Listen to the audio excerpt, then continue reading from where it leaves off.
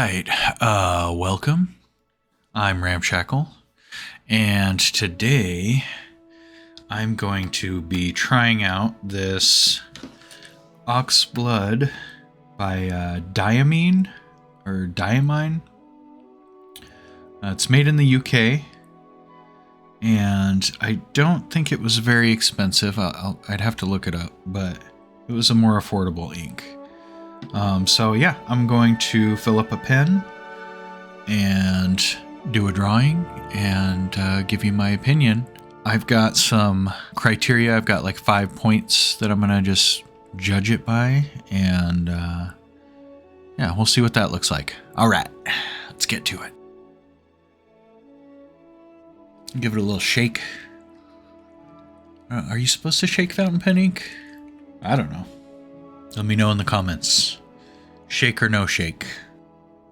So the pen I'm using here is the Pilot Kakuno. It's a affordable starter fountain pen.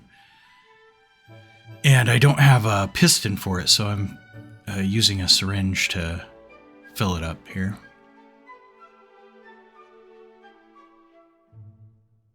This ink is, it's good. I like it. I have a couple complaints about it. I'll save those for the end of the video, though.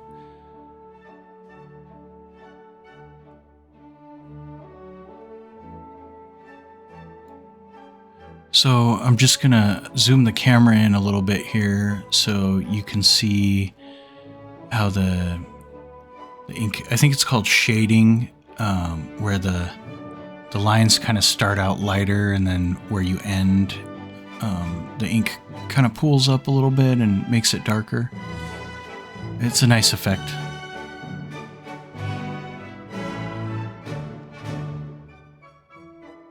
So the ink criteria I'm using are, I've got it divided into 5 different categories. And then, so the first one is price. Just, you know, is it outrageously expensive? Is it overpriced? You know, all that sort of stuff. Because, you know, you want to get your bang for your buck. The second one is the color. Like, how nice is the color? How well is it represented on their website or online? The third criteria is going to be the flow, or the functionality of it. Like, you know, did it clog up my pen? Did it feather a lot? Were there a bunch of problems with it? Anything like that. The fourth criteria is going to be the packaging. Like, does it come in a nice bottle? Does it, you know, come in a box, or, you know, just a dirty brown paper bag on the side of the road? I don't know. Anyways, packaging. And then my fifth one is just kind of the overall experience. I'm going to give it a 1 to 5 in each of those. And then,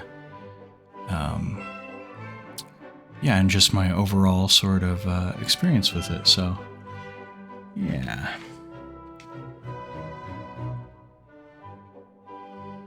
The sketchbook I'm using here is a Moleskine art sketchbook.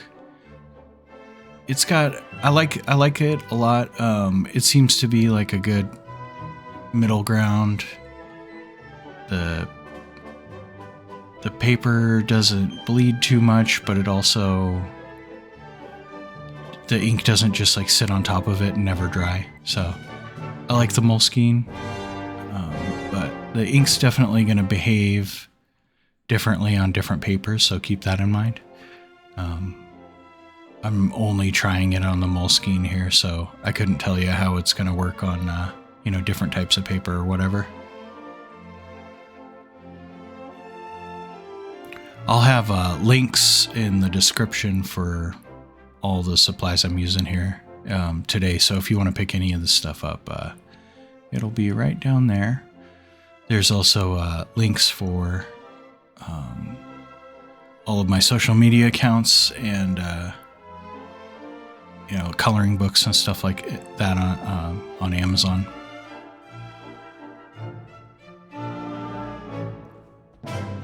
If you're enjoying the video so far, go ahead and hit the like button if you like it, and give a subscribe if you want to see some more stuff like this. It helps me out a lot.